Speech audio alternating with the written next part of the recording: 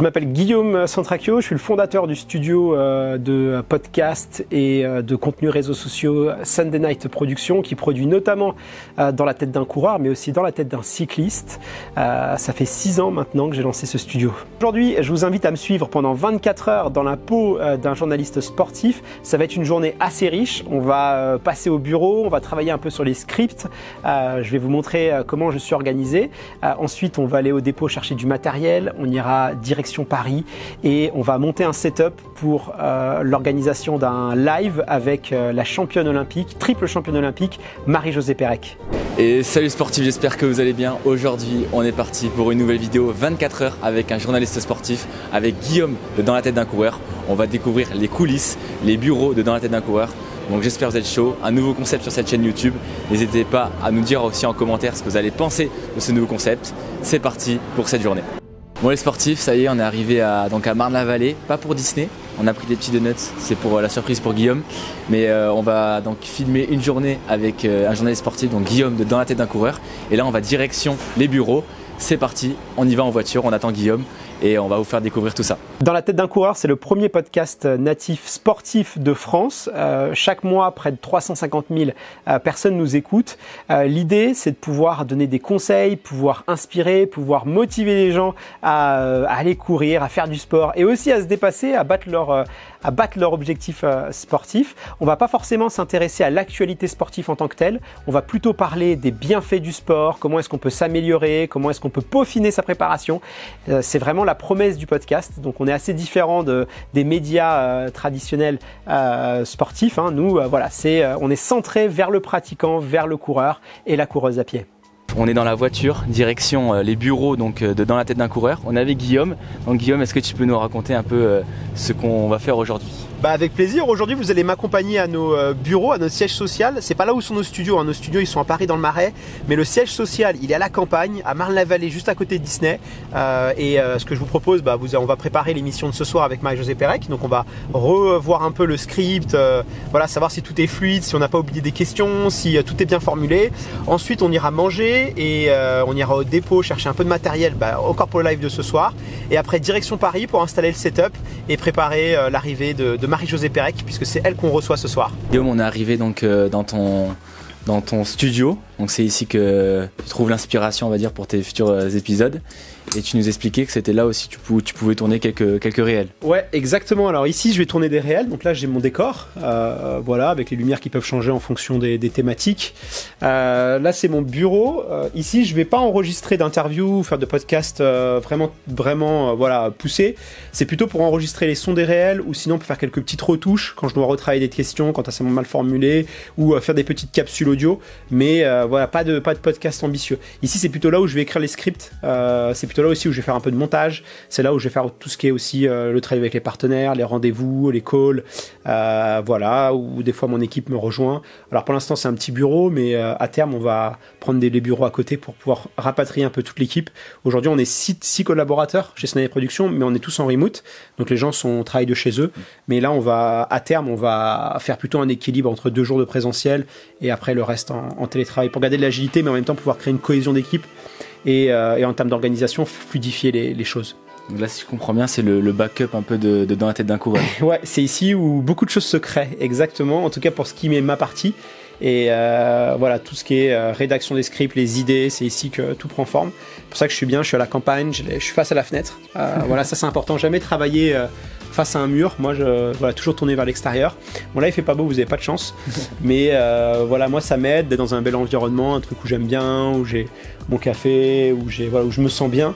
Pour moi, c'est important. Je suis pas capable de travailler sur mon canapé. Il faut vraiment un lieu, voilà, où je me sens détendu, où j'ai envie de travailler, où j'ai envie de venir. Donc, c'est important pour moi de m'y sentir bien.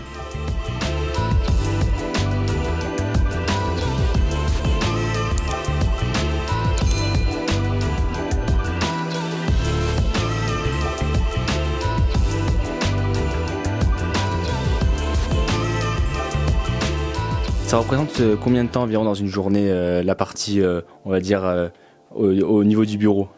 Je vais dire que c'est à peu près entre 70 et 80% de mon temps. C'est beaucoup de préparation, beaucoup d'écriture.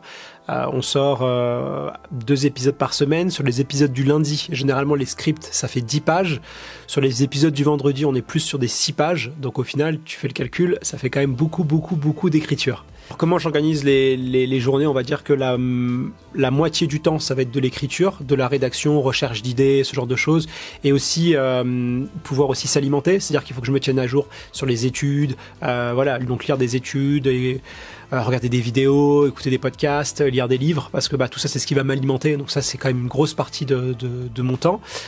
C'est très important de rester à jour, la science elle évolue quand même pas mal, et ensuite l'autre moitié de mon temps, on va dire, ça va être tout ce qui est dédié à la gestion de mes équipes et aussi à la recherche de sponsors, partenariats, faire des rendez-vous avec les clients, écouter un peu leurs problématiques, connaître aussi leurs temps forts, parce qu'on est souvent aussi orienté avec les lancements de produits, et comment est-ce qu'on peut les intégrer dans le podcast et dans l'écosystème pour pouvoir le financer, parce qu'aujourd'hui, voilà, rien n'est gratuit, il faut payer les salaires, il faut payer les reportages aussi, on adore aller sur les courses, mais ça coûte très cher, et donc c'est ce qui nous permet aussi de financer la croissance et le développement du podcast. Donc là, on est dans la partie donc révision du texte pour ce soir. Bon, pour rappel, il y a un live avec Marie-Josée Pérec, donc une figure emblématique du sport français. Donc comment tu prépares ce live?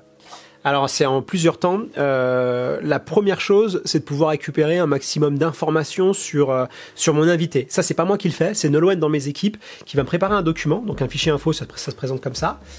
Tu vois, t'as ses records, ses petites anecdotes, ses médailles olympiques, voilà, tout est déterminé, ses sponsors, ses débuts dans l'athlète, une petite biographie, une petite rétrospective aussi de son histoire, les événements marquants, des anecdotes, si aussi elle a connu des échecs, voilà, les polémiques aussi qu'elle a pu avoir autour d'elle, une partie sur la postérité, ses grands moments, ses grands temps forts. Donc en fait c'est un petit document de quand même 4 pages où je vais avoir plein d'informations sur elle qui sont structurées, mais c'est des bullet points en fait, tu vois.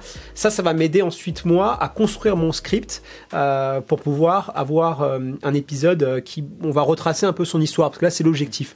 Ensuite dans mon script je vais choisir 3 temps forts. Donc là pour Marie-Josée Pérec j'ai choisi un premier temps fort, on va revenir sur sa jeunesse sur la Guadeloupe, parce qu'elle est guadeloupéenne. On va revenir un peu sur sa découverte de la course à pied, sur son enfance. Moi j'aime bien travailler un peu l'enfance des athlètes, parce que voilà, je pense que l'enfance, ça dit beaucoup de choses aussi sur nous et sur la carrière d'un athlète. Ensuite, en deuxième partie, on va travailler plus sur la partie mentale, sur la partie préparation physique, parce que Marie-Jo, elle a eu une histoire un peu compliquée avec le mental, et surtout, elle a évolué à une époque où c'était assez tabou. On parlait peu de bien-être, de santé mentale, c'était quelque chose que les athlètes cachaient, les émotions aussi, c'était vraiment quelque chose de très tabou à l'époque, donc j'aimerais bien l'interroger sur ça. Et une troisième partie que je vais orienter autour des Jeux Olympiques, puisqu'elle était très présente pour les JO, et on va parler de l'héritage et comment elle s'engage avec les jeunes athlètes ou les marques aussi à laquelle elle est partenaire. Donc tu vois, dans ma tête, j'ai déjà structuré en 3 parties mon podcast, et ensuite je vais réécrire mes scripts et mes questions où je vais m'alimenter de ce qui a été fait par les équipes en amont. Donc là, tu as préparé, comme tu me disais un peu en off, qu'il y avait 80% de préparation, 20% on va dire de live, d'improvisation. Et comment tu gères cette pression? Je sais que ça fait quand même pas mal de temps que tu fais des podcasts, mais est-ce que je pense qu'il y a quand même cette petite boule au ventre quand on commence Oui, toujours. Et puis c'est ce qui fait aussi qu'on va être bon. C'est comme une course. Si t'es pas stressé avant une course, généralement tu vas pas. C'est plutôt inquiétant. Il faut être un petit peu stressé, mais pas trop. Donc la préparation déjà, ça permet d'avoir un stress, mais un stress complètement sous contrôle que tu vas maîtriser. Et ensuite, après, voilà, je suis l'habitué aujourd'hui des lives, mais faut pas non plus penser que c'est facile. Voilà, il faut toujours bien se préparer. C'est quand on se prépare pas que les erreurs arrivent. Donc voilà. Donc moi je vais écrire. Chacun travaille différemment, mais moi j'ai un script que je suis. Voilà, donc 80% c'est un script que je suis, et 20% ça va être que on va échanger, il y a des choses qui vont pas être prévues, et on va pouvoir aussi se donner cette liberté-là. C'est important d'avoir de la préparation pour avoir un contenu qui soit bien structuré, mais aussi un espace de liberté. Si l'athlète veut parler de quelque chose, même si souvent on s'entretient avant avec eux, qui n'était pas prévu, je vais pas m'empêcher d'y aller parce que c'est pas dans le script. Évidemment, je reste, quelquefois même on va pas du tout suivre le script, mais c'est assez rare quand même, on va rester structuré. Les gens nous écoutent en courant, donc il faut que qu'on parte pas dans tous les sens. Il faut que le contenu apporte de la valeur aussi aux gens. Les gens, s'ils écoutent un podcast d'1 heure, ils veulent apprendre des choses, ils veulent être inspirés, et donc c'est notre mission, c'est qu'ils perdent pas leur temps, quoi. Et donc pour ça, il faut le préparer. Donc c'est important de faire une relecture, ce que j'appelle une relecture. Une fois que mon script il est écrit, je me pose, je lis le script, je me mets en condition comme si j'avais l'invité en face de moi, et je vais dérouler mes questions et voir si ça passe bien, si c'est fluide, s'il faut peut-être modifier des mots, modifier des emplacements, est-ce que c'est bien structuré. Donc c'est un peu une révision, quoi. Voilà, c'est un peu une révision. C'est comme les gammes pour un coureur. Là, je vais relire mon script, je vais le dérouler, quoi. On va te laisser faire tes petites montées de genoux, tes petits talons-fesses et on revient vers toi. Ça marche. C'est un immense plaisir de t'accueillir aujourd'hui dans le podcast pour discuter de ton parcours assez incroyable, ton engagement aussi auprès des nouvelles générations de sportives, puisqu'on va voir dans cette émission que tu es très engagé sur la scène sportive française. Mais avant de plonger dans tout ça, comment est-ce que tu vas vraiment aujourd'hui? Comment ça va vraiment aujourd'hui? Tu vois là, par exemple, tu vois, c'est mon texte, mais j'ai rajouté plein de trucs. Okay. Ça marche bien, c'est fluide, donc ça me laisse quelque chose de structuré, mais en même temps, je peux improviser aussi. Là, ça a passé le test, quoi. La question a passé le test. Poser des petits blancs, des petits moments de... Voilà, ouais. C'est surprenant parce que le 400 mètres, c'est une discipline qui est réputée très dure, autant mentalement que physiquement. Il faut beaucoup plus courir. Et généralement, les coureurs de sprint, ils préfèrent aller sur 100 et 200 mètres. Donc Guillaume, là on est direction le dépôt pour récupérer un peu de matos pour ce soir. Ouais, exactement. Alors on a quand même pas mal de matos pour faire les reportages, pour faire les podcasts, les plateaux. Forcément ça ils sont stockés, il faut stocker, hein, ça c'est bête, mais la logistique du coup c'est vraiment contraignant. Donc là on va aller au dépôt chercher le matériel pour ce soir pour le talk. Des petites lumières, un mélangeur, pas grand chose, mais voilà ce qu'il faut pour être tourné dans de bonnes conditions et avoir des belles images. Ensuite on va retourner au bureau, charger tout le matériel et après on fonce à Paris pour l'enregistrement.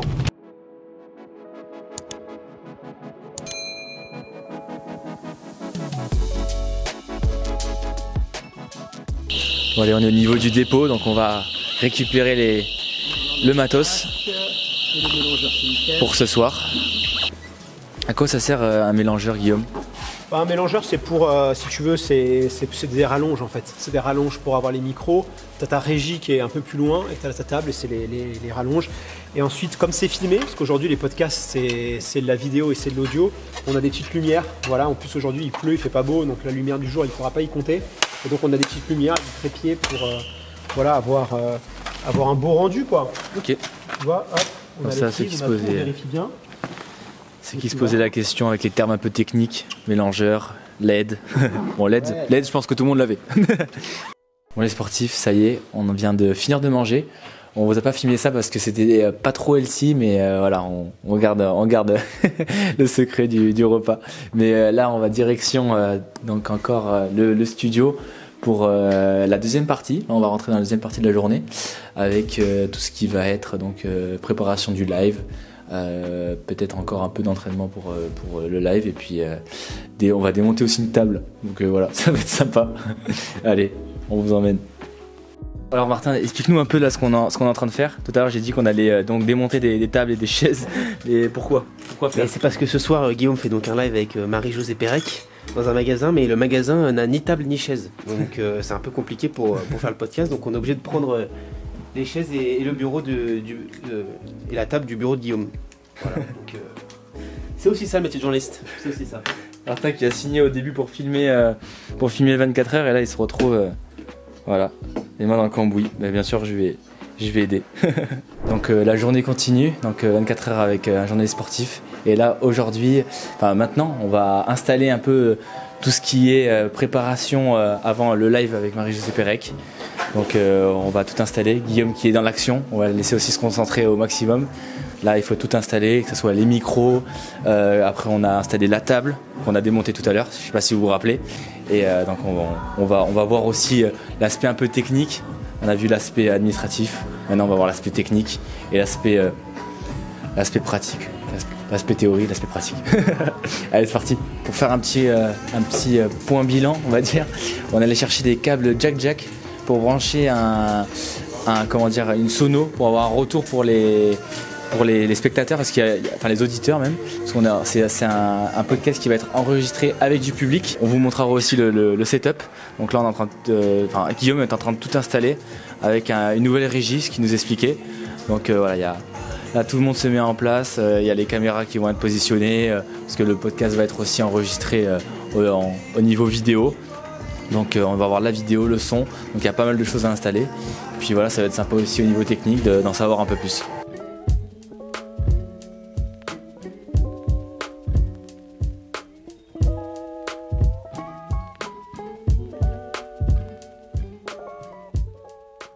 Donc là, on est face à l'intervenant, donc qui va être Marie-Josée Pérec. Exactement. Et ici, tu as une tablette, à quoi ça va te servir? Alors la tablette, c'est pour avoir mon script. Voilà, comme on a vu tout à l'heure, je prépare les questions, je prépare l'interview. Donc là, j'ai mon script. C'est plutôt discret, ça va pas trop se voir sur les caméras normalement. Là, on a équipé, on a 2 micros, on aura une invitée surprise, donc on a un 3e micro pour là. Et là, tu as la régie qui est juste ici. Pour ceux qui aiment la technique, nous, on enregistre sur du Zoom. C'est une marque japonaise et pour moi, c'est vraiment le meilleur son que tu peux avoir sur un grain podcast. Donc là, on a essayé d'améliorer un peu la qualité. Avant, on était sur Rode et là, c'est la première fois qu'on utilise ces micros. Normalement, là, les auditeurs, ils vont être contents parce qu'ils vont avoir un très très bon son. Et petite question technique, on a l'habitude aussi de voir souvent des bonnets sur les micros, des filtres anti-pop. Et là, est-ce qu'il est intégré? Alors là, tu as déjà un petit filtre anti-pop. Après, c'est vrai qu'on aurait pu en ajouter un autre. Ça rend moins bien sur la caméra, c'est un peu moins joli, c'est plus technique. Donc là, comme on est en live et que c'est filmé, voilà, idéalement, il aurait fallu mettre les baumettes. Mais bon, je préfère pour le rendu, le live, avoir quelque chose de plus esthétique. On sent que c'est épuré, que la table, il n'y a pas beaucoup de choses dessus. Ça permet d'avoir le regard sur exactement, ouais, pas être distrait. Ok, bon bah parfait. Il y a aussi Léo qui prépare, qui est vidéaste. C'est quoi l'importance aujourd'hui d'avoir de la vidéo dans un podcast? Aujourd'hui, les gens ils peuvent écouter sur podcast, ils écoutent aussi pas mal sur YouTube et puis surtout sur les réseaux sociaux, on peut mettre des extraits. Donc tout ce qui est réel, TikTok, et ça c'est vrai que ça permet de faire connaître le podcast. Les gens ils sont sur Instagram, ils voient un extrait, ils se disent tiens, je vais aller écouter. Donc c'est important pour faire la promotion aussi des contenus et pour ceux qui aiment bien aussi avoir les images. Ok, parfait. Donc on va laisser faire un peu, je sais pas ce que tu vas faire là, On va faire un peu les balances quand les gens sont partis pour voir que tout soit ok, tout soit nickel. Et puis après on commence, on est on air normalement à 20h. 3, 2, 1, go. Salut, retrouvez-moi lundi prochain dans le podcast Dans la tête d'un coureur.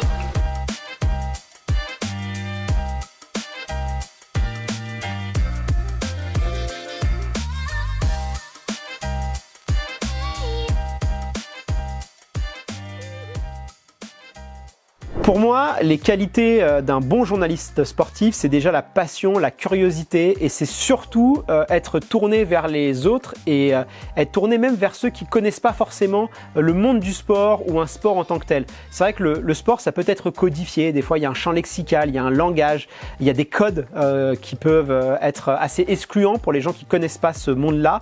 Et il faut être tourné, il faut avoir envie que son sport soit ouvert sur les autres, soit connu du grand public. Faut pas garder le sport comme un petit truc, comme un entre-soi. Moi, je pense vraiment qu'il faut l'ouvrir au monde et faire en sorte qu'un maximum de gens puissent rentrer dans notre passion. Alors forcément, le métier de journaliste sportif et même de journaliste, il a énormément évolué au fil des années. Il y a eu quelque chose qui a un peu transformé ce métier, c'est l'arrivée d'Internet et surtout des réseaux sociaux. Aujourd'hui, les médias sont de plus en plus incarnés, donc on a moins envie de suivre un titre, donc un L'Équipe, un RMC ou un Le Monde, mais on a plus envie de suivre un individu, une personne. Voilà, ils ont été très humanisés, les médias. Et donc, il faut beaucoup plus personnifier, il faut être beaucoup plus dans l'inside, montrer les coulisses. Et puis l'authenticité aussi, les gens, ils veulent des personnes qui sont authentiques, qui parlent avec le cœur, qui savent transmettre des émotions. On veut moins quelque chose de neutre, quelque chose de froid. On est sur les histoires, ce qu'on appelle le storytelling et l'émotion. Et voilà les sportifs, c'est la fin de cette vidéo, donc j'espère que cette vidéo vous aura plu. Si c'est le cas, n'hésitez pas à vous abonner et à partager cette vidéo. N'hésitez pas aussi à nous dire en commentaire si vous avez aimé ce concept, donc de 24 heures. On va peut-être en faire d'autres avec d'autres professions qui touchent donc le milieu de la course à pied. Et on se retrouve très vite pour de nouvelles aventures avec le 20 km de Paris ou encore Marseille-Cassis et le marathon de Francfort, le 2e marathon pour mon frère. N'hésitez pas encore à vous abonner. Tchuss les sportifs.